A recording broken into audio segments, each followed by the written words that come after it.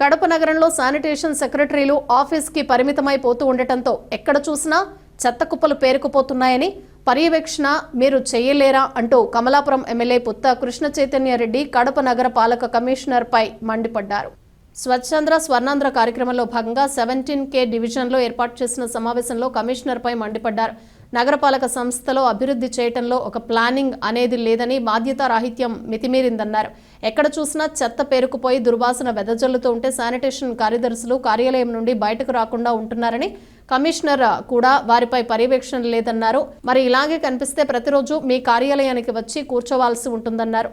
ఇప్పటికైనా పద్ధతి మార్చుకోవాలని సూచించారు. దానికి తగ్గట్టు ప్లానింగ్ కూడా సరిగా ఉన్నట్ల ఎక్కడ చూసినా మీరు చూస్తే ఇంతకు ముందు కూడా మీరు వచ్చినప్పుడు చూపించిన పబ్లిక్ ప్లేసెస్లో లిటరింగ్ ఎక్కువ ఉన్నదాన్ని గైడ్ చేయట్లేదు.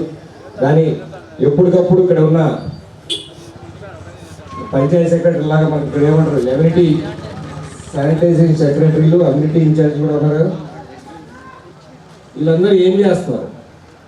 ఎవరు కూర్చొని పేపర్లో పని చేసుకోవడం, రాసుకోవడమైనా మన పని బాధ్యత కదా. దారిలో పోయేటప్పుడు చేయకపోతే దాన్ని నోటిఫై చేసి శానిటేషన్ వర్కర్స్కి చూసుకోవాల్సిన బాధ్యత మనకు లేదా? ఇవన్నీ చేయాల్సిన బాధ్యత వచ్చిన కమిషన్ రోజు వచ్చేది చూడలేదు కదా. ఏ ఏరియాకి ఆ ఏరియాకి ఎందుకు ఇచ్చినట్టు మళ్ళీ ఆఫీసర్స్గా అవన్నీ పట్టించుకోవాల్సిన బాధ్యత ఉంది. దాన్ని మానిటర్ చేయండి ఖచ్చితంగా. ఎందుకంటే ఇప్పుడు దారిలో వచ్చినప్పుడు కూడా చెత్త కుప్పలు కనిపిస్తున్నాయి. ఎక్కడ ప్రాపర్గా ఎక్కుతున్నట్టు లేదు, దాన్ని కనీసం గైడ్ చేస్తున్నట్టు లేదు.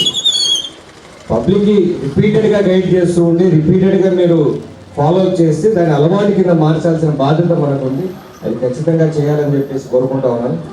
సిటీలో లేకపోతే ఇక్కడ నుంచి తీసుకుపోయి పంచాయతీ ఈ ఆఫీసుల నుంచి తీసుకుని ఆడ వేసుకుంటారు, ఇలా ఖాళీలు పెడతారు, పిట్టర్ల నుంచి తీసుకుపోతారు.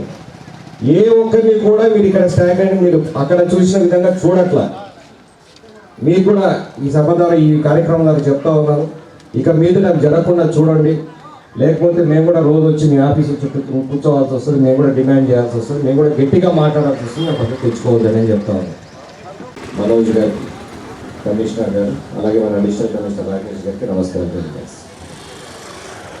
బేసిక్ థింగ్ మనకు ఖచ్చితంగా అవగాహన ఉండాలా. ఎక్కడ కూడా ఎవరైనా పక్కన ఉంటే కూడా వాళ్ళకి అవగాహన కల్పించేసి మనం ఈ కార్యక్రమాన్ని ముందుకు తీసుకుపోవాలని చెప్పేసి దీని ముఖ్య ఉద్దేశం.